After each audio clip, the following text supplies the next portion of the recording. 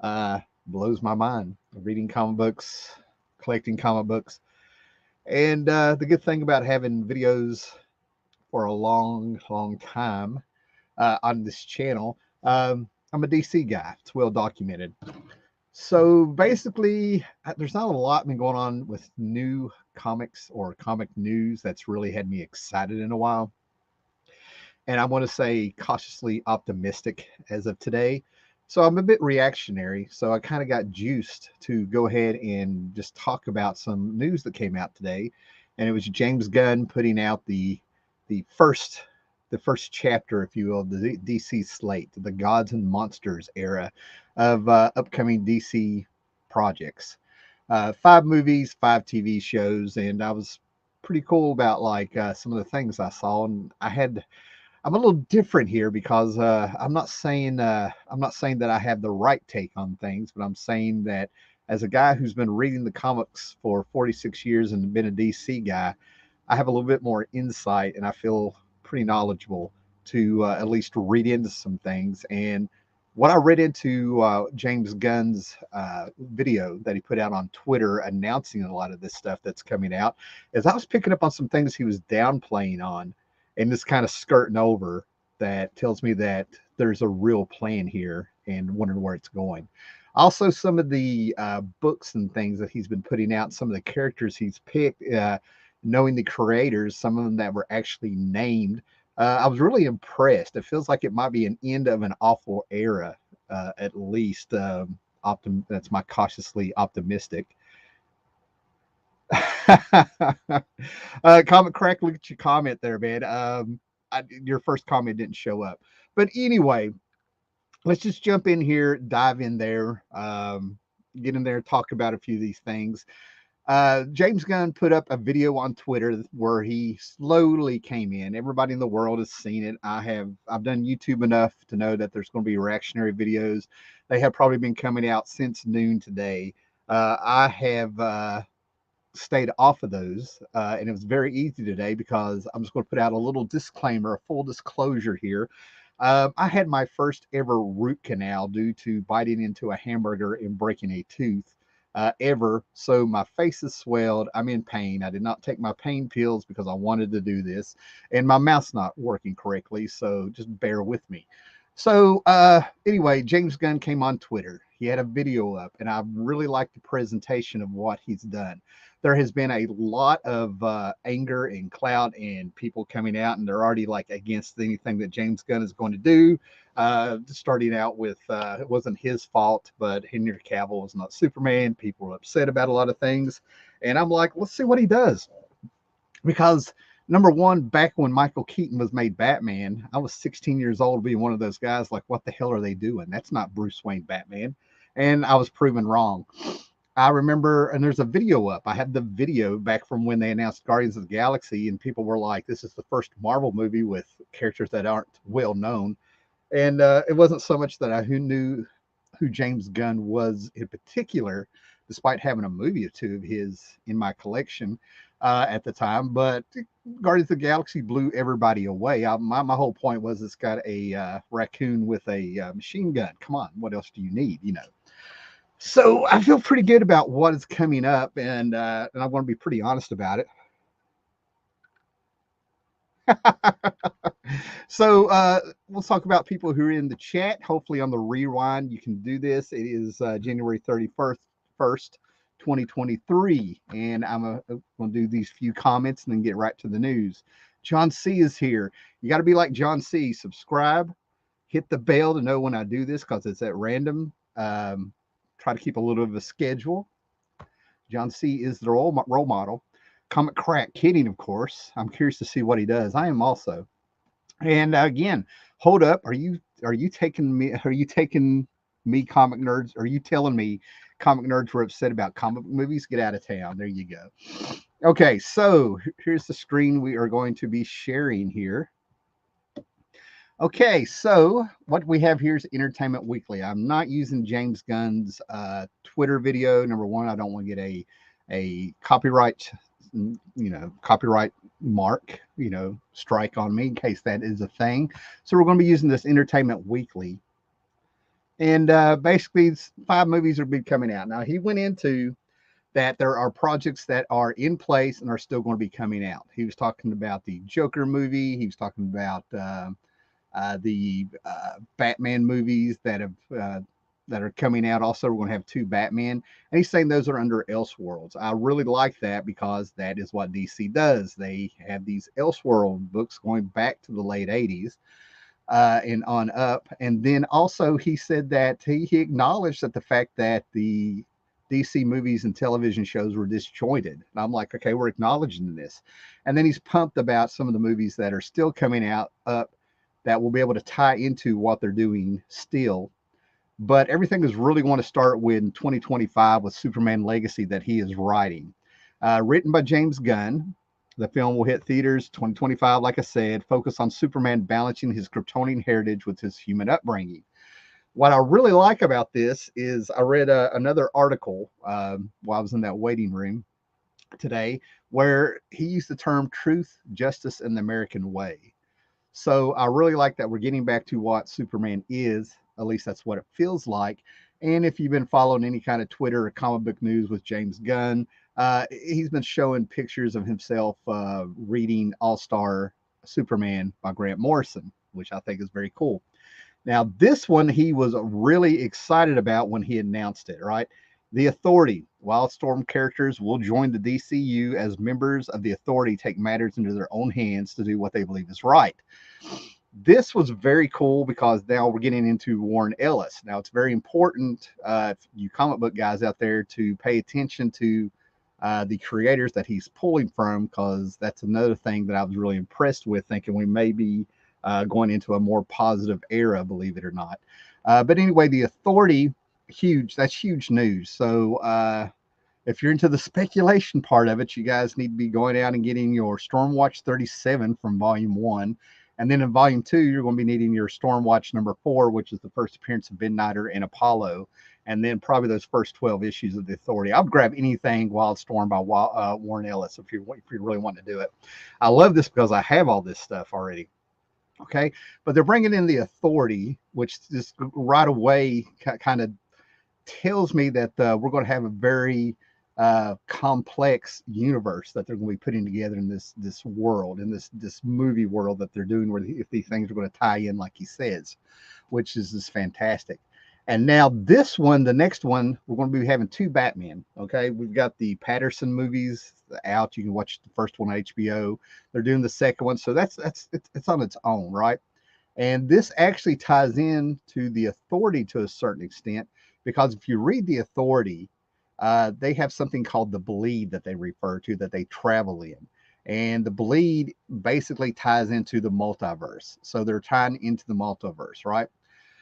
So I'm going to interject something about Marvel here in a minute, but we're going to stick to this, to the all the movies and the TV shows, so we can reference back and forth. Now, The Brave and the Bold, that is very cool because that is going back to a very old title from DC that was, since the 50s, 60s, 70s, early 80s. Believe it or not, Batman and the Outsiders replaced this one, I think, with World's Finest.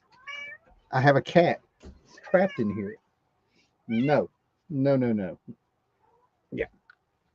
But basically, this is going to be introducing Batman and Robin, and it's unusual because it's a father and son in the story inspired by the Grant Morrison run of the 2000s. They're using Damian. And then James Gunn also alluded to the fact that you're going to be bringing in the Batman family. It's going to be opening it up. This is brave and bold, ironically, because when Grant Morrison was on the book, Damian was liked, and then slowly Damian was disliked as it came out. I think people were in shock and awe, and they were really getting inspired with the Ra's al Ghul and the Neil Adams old school Batman readers at the time. We're getting inspired by the Denny O'Neil and Neil Adams story getting picked up on and everything like that. I think this is going to be surprisingly fantastic. I mean, I could see Nightwing coming in. Could they be bringing in the Huntress? If you're into the Batman comics and the idea of the Batman family, that really has not been done in movies correctly. So they've got something new coming up here.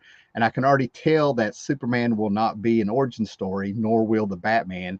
If he's bringing in his son Robin, that's telling us it's already established. We're going to be hitting the ground running with this universe, is what it feels like, right?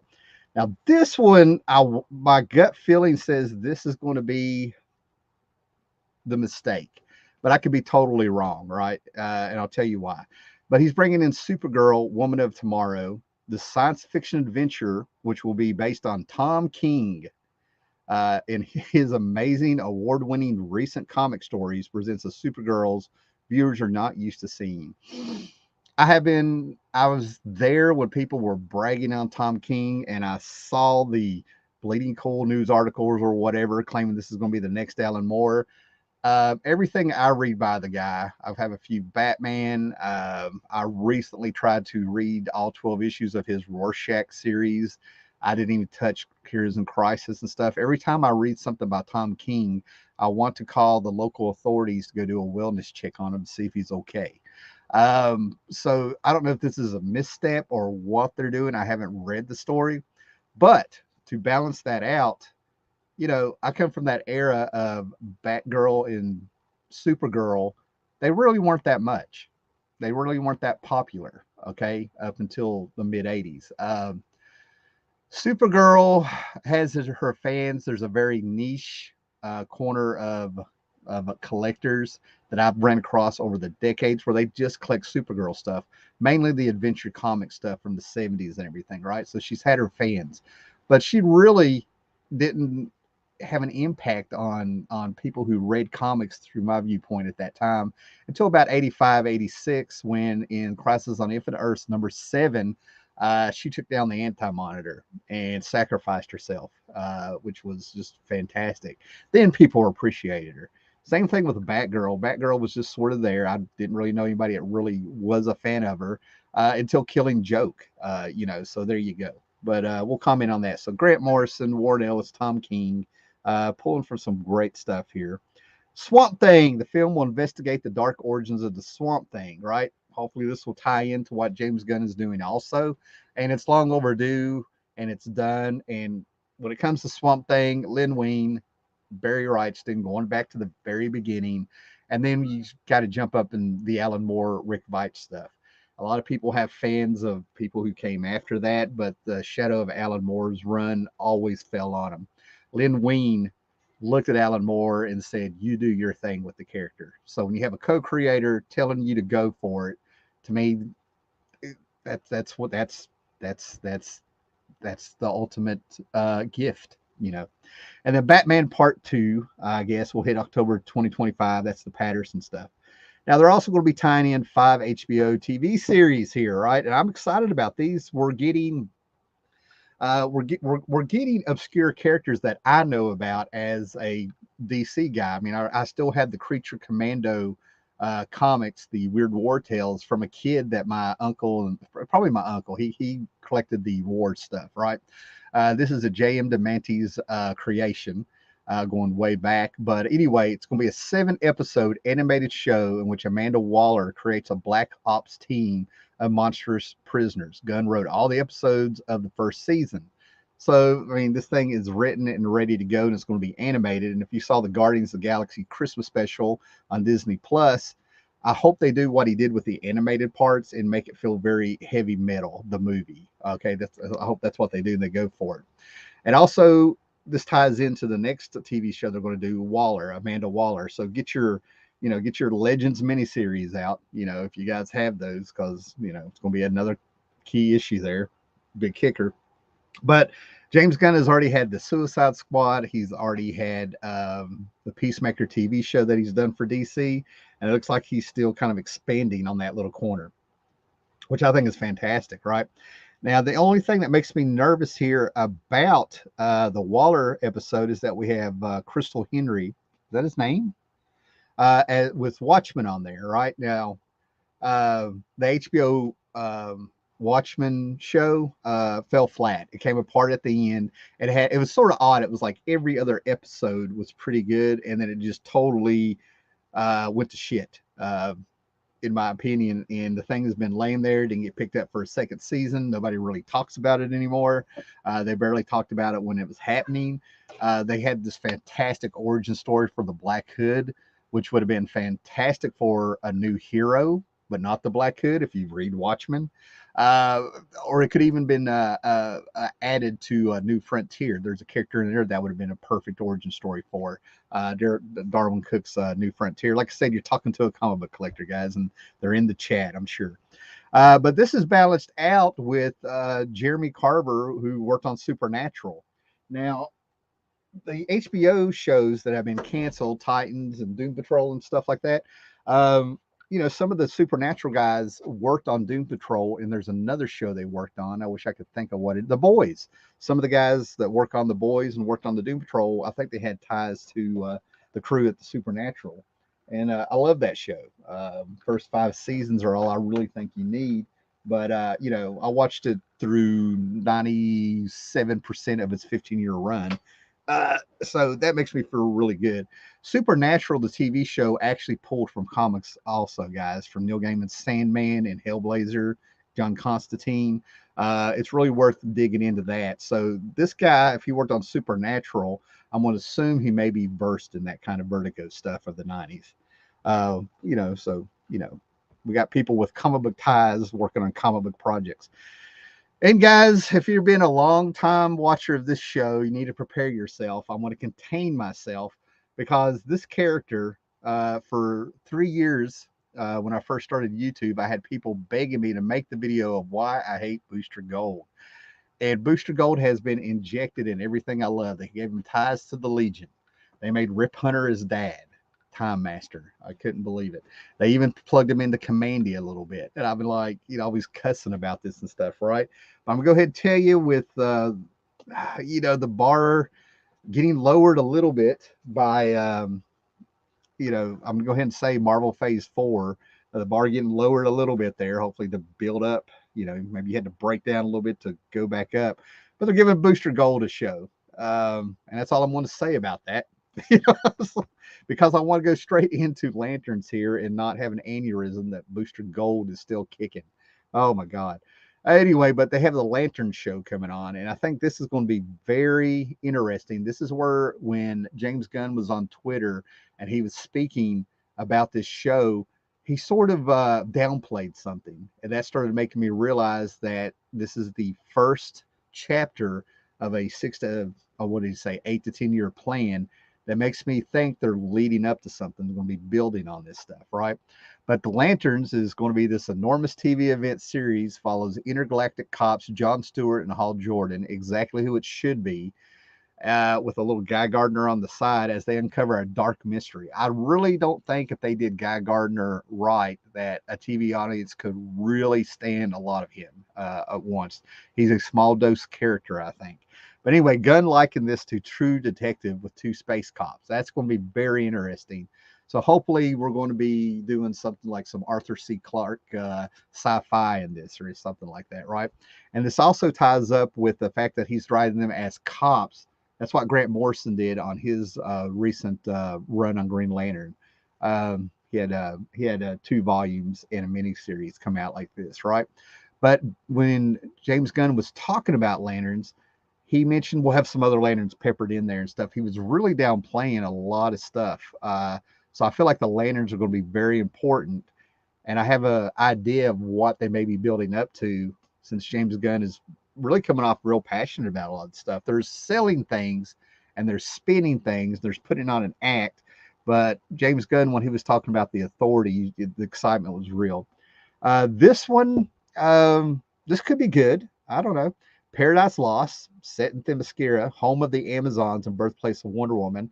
This drama focuses on the genesis and political intrigue of an island of all women. I don't know, man. I don't know. I think we've had enough political intrigue for a while, so we'll see what happens there. If they go back to the George Perez stuff of the I keep hating to say this, but going back to the '80s stuff, this could be fantastic. If you didn't read the first year of the Wonder Woman reboot back in the '80s, you're really missing out. George Perez, Lynn Wein did some fantastic stuff on that. Really, it's the pinnacle. It's the ultimate Wonder Woman, in my opinion. I just hope they don't go to Grant Morrison's Earth 2 stuff. That was horrible. And of course, they're talking about Jason Momoa, who has played Aquaman on screen since 2016. He teased great news. I think we've all heard about that. Everybody's speculating on Lobo, but they still have a go on the Aquaman, second Aquaman movie coming out. Shazam Fury of the Gods is coming out. The Flash. They're still going with it, which leads into a Blue Beetle into that sequel, and some other stuff going on here, right? So let's talk about all this stuff if you're still with me here. Okay, so let's go on here. Let's check out some stuff. Check out the comments. Then I want to move forward here. Oh, wow. We've got a lot of comments, so I will skim through them. Oh, okay. Gore Vidal, how are you doing? Great to see you. At my shop today, customers were asking about All-Star Superman, Booster Gold, Grant Morrison's Batman, and anything with Damian Wayne on the cover. Shop owners were happy because now they can move DC Comics. That's why I'm saying that's fantastic. Um, it's what needs to be done. This back issue market is what I think has kept a lot of collectors going. And now with DC making some announcements, the Marvel stuff's been raped and pillaged, and then we come into the DC stuff finally for properly. Uh, I advise charge the speculators an arm and a leg. Love it. Um, Surprised by the authorities. Swamp Thing will be awesome to see. Absolutely. It's long overdue. Oh, Shannon's here. Hey, Tim, very curious about the stuff coming out. A lot of it sounds great, but going to reserve judgment until I see it. I'm cautiously optimistic. I'm feeling good about a lot of the projects, right? And then I'm going to kind of give how I think some of this stuff is going to tie together or what he may be doing. All right. A lot of buddies there. Okay, Gore Vidal, someone who is well read, well versed, and I respect his opinion. I enjoyed King's Supergirl miniseries. I'm curious to see how she'd be used on the screen again. Gotcha. All right, and we also have somebody else. So wouldn't have figured that I read all the Tom King crap, and it seems like Vision, his Marvel Vision stuff, and the Supergirl, maybe his good books. I don't know. They better not mess Swamp Thing up. Yeah, I mean, I'm getting old, brother. I need to see the good stuff, right? Comic Crack, what? Fist fight incoming. Watchmen TV show is incredible. Lots of people I know who aren't comic fans talked about it nonstop. Nice. Aren't comic fans. That may be the difference there, Crack. That may be the difference. I have read and reread Watchmen well over 100 times since 1988. I read it a minimum of once a year now, so that could be the problem. And we have Cats incoming. This is Shiva, guys. She's big now. Hold up. Did I say New Frontier? I was referencing New Frontier. What I was talking about is the episode of Black Hood from the Watchmen series where they showed his origin. Fantastic episode, wrong character. And there's a character in the New Frontier that I think that if they ever did a New Frontier adaptation, that could have been his. It should have either been a new character or a character that if you know your Darwin Cook New Frontier, you'll know who I'm talking about. All right. Booster Gold. They knew. I think I did well announcing the Booster Gold news. Yeah. All right. My Nemesis Booster. Yes. Happy Blade New Year. You got some gem at the auction. Yeah, I got some gems at the auction last week. I'm putting some faith in Gunn. I am also putting some faith in Tats Comics is here. Now, going back to what I was seeing, a lot of things were downplayed, and I felt like this is just the introduction of a big plan. Okay, first they came in, James Gunn acknowledged a lot of missteps in a very diplomatic way. Didn't really put anybody down, didn't name names, didn't name projects that didn't flesh out or work out, he didn't even have an attitude about the projects that are coming out still that have nothing to do what he and his partner are going to be putting out for DC. And there's definitely a plan in the fact that James Gunn has already written 7 episodes of a TV show and he's halfway through a movie script. Holy cow. I mean, this is going to be a workhorse. I mean, he's a workhorse. You've got to be passionate, in my opinion, or at least believe what you're doing. And at the same time, he's doing research with everything that he was putting out there. Everything's been very calculated, I think, right? So then he comes out, and as he's talking about these TV shows, he's giving us a basic outline, a basic plot, a basic idea of where we're going. And there's going in the first chapter, like I said, is gods and monsters. So that lets you know there's other chapters coming. And if you have watched James Gunn with what he does, yes, he had a Peacemaker TV show, but he brought in the vigilante. Even though it wasn't exactly anywhere near like he is in the comic, we had the look down. We got vigilante, right?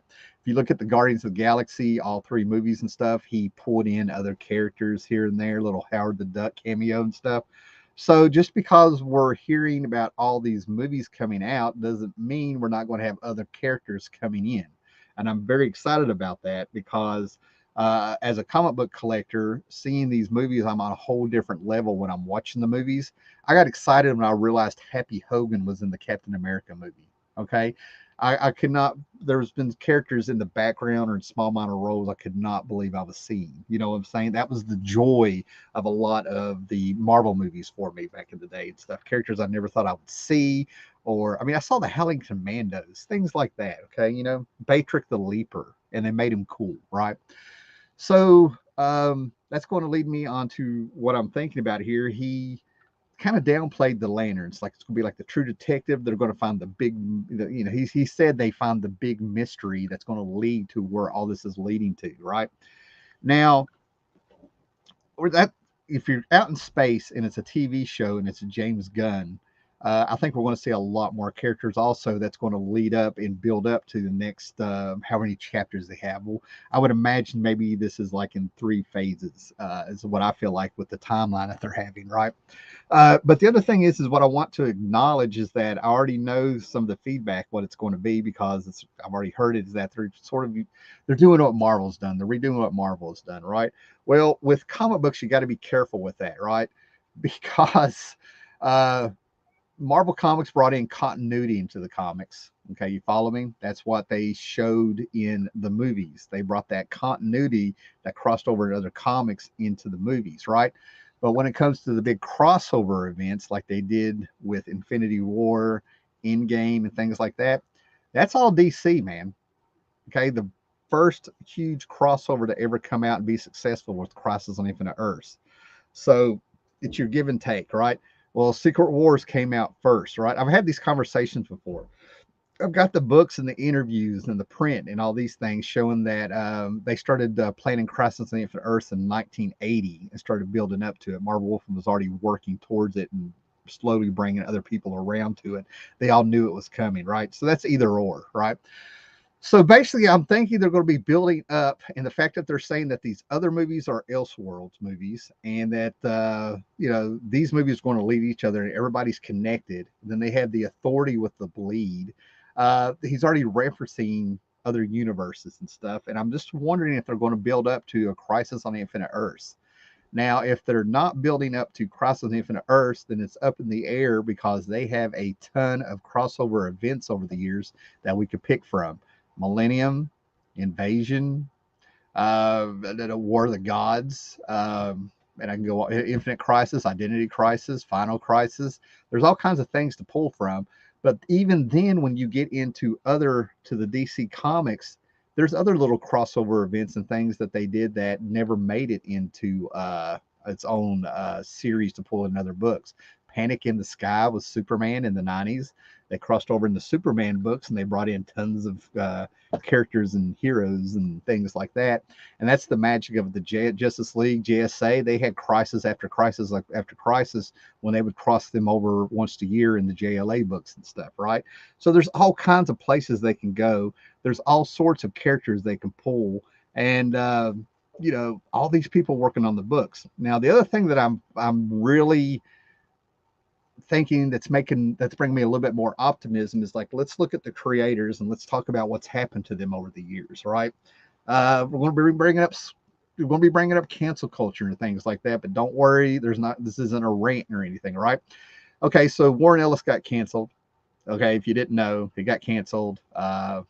Consenting adults, quid pro quo, no crime, no foul, but that's what surprised me is he still got canceled when the women going after him actually said they were with him to boost their writing career and he didn't help them. That's they knew what they were doing. Whatever. Okay, he got canceled, tried to come back, got pushed back out, right? Well, we're pulling from a lot of Warren Ellis stuff. Now, on the other side of that, you have the Tom King stuff and some of the stuff that he's done on Twitter, very extreme left, or however you want to do it, right? I'm just reporting the weather. I'm not really commenting on any of this, right? Well, they're pulling from his stuff, right?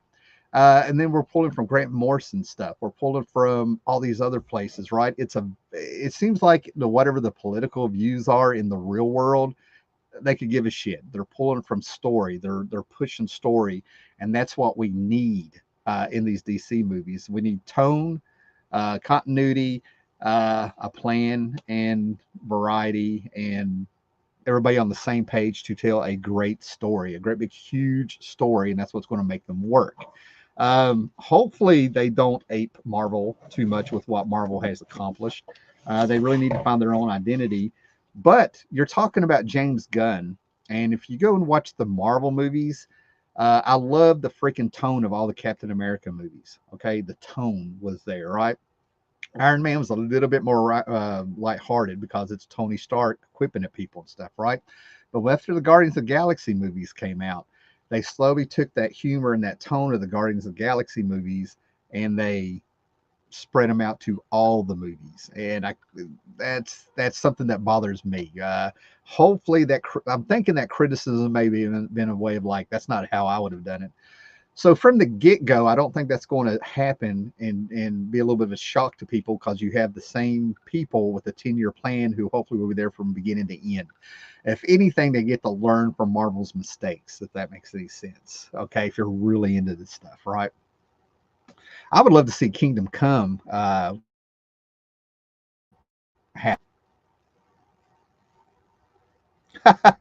Okay, Jay Alexander, this is going to confuse normal audiences. That's why in the title I said by an actual comic book collector. Yeah, it's time to pick up a book. I like how they kept the door open with Elseworld movies. Exactly. That is a stroke of genius that they did that. I hope the studio stand behind Gunn if the audience doesn't like what he does and doesn't get snidered. Yeah.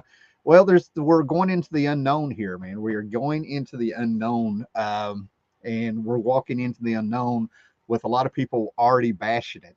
And then slowly, I'm seeing more and more people being a little bit more optimistic. And now he's told the plan, and he still has more to tell us and stuff that's coming in, right?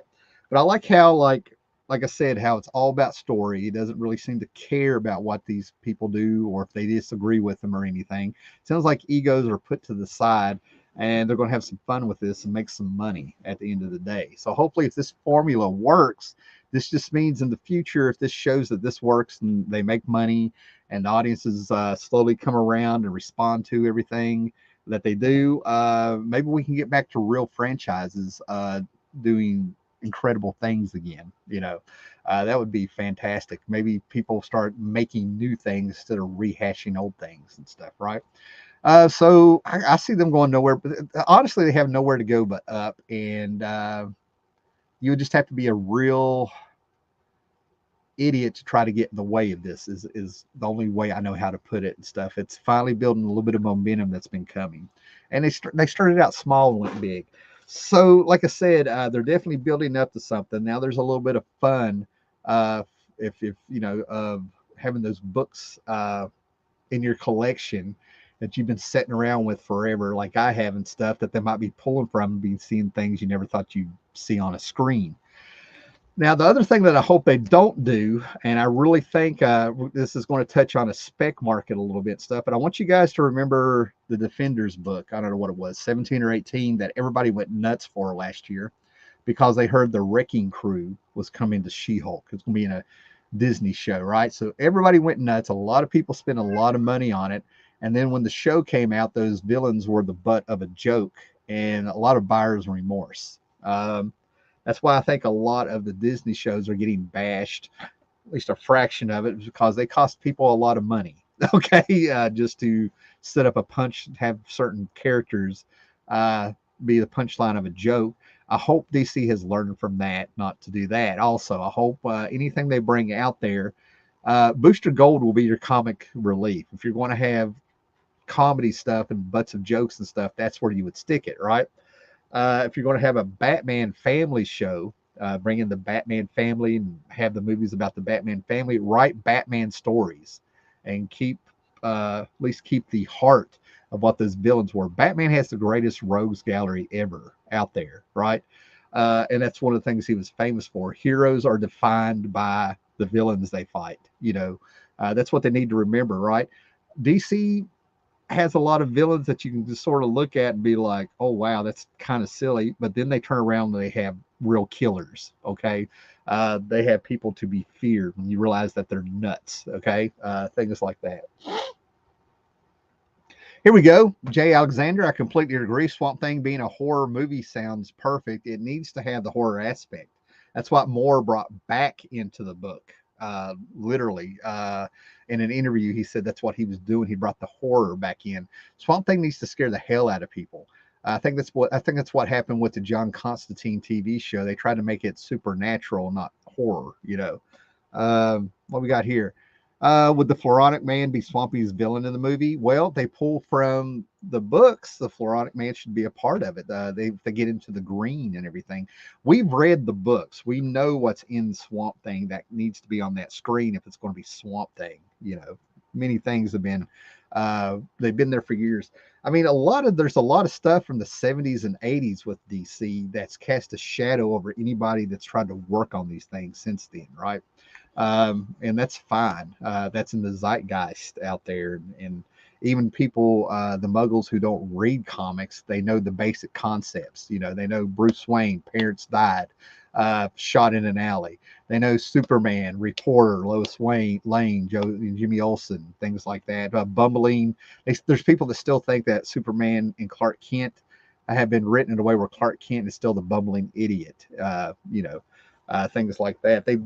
That's all they know. It's in the zeitgeist out there and stuff, right? So basically, that's it, guys. That's where I was going with this thing. I'm really hoping they're building up to a Crisis on Infinite Earths. The way James Gunn presented everything, some things he downplayed, and I think that was on purpose. Some things he kind of peppered in there, using the word peppered and things like that. But when I'm telling you, man, when I think maybe Darkseid's coming, maybe he's going to bring back Darkseid big. Maybe it's going to be, maybe it's going to be Cosmic Odyssey coming to get us and stuff. Who knows? If you know all these books I'm referencing and things like that, but I really feel like whatever they're leading up to is going to be some big crossover event or some major book they had where the heroes came together. Okay. All right, guys. So thanks for joining me tonight. And hopefully you're as excited about some of this as I am. But again, like I said, I'm being optimistic. Okay. There's a lot of good signs here, right? They're taking stories, they're giving credit to creators. They don't seem to be worried about political stuff. They don't seem to be worried about the cancel stuff and everything like that. It looks like we may be having somebody stepping up and getting away from that, saying, hey, we're here to make superhero movies. We're here to have fun with the fans. And there's a lot of great stuff to pull from there. So let's wish them the best at least and give it a chance, man. All right, everybody, be excellent to each other. Oh, Starlin would be happy if Cosmic Odyssey appeared. He'd probably get more money from a DC movie than he did from a Marvel movie. And with that, good night, guys.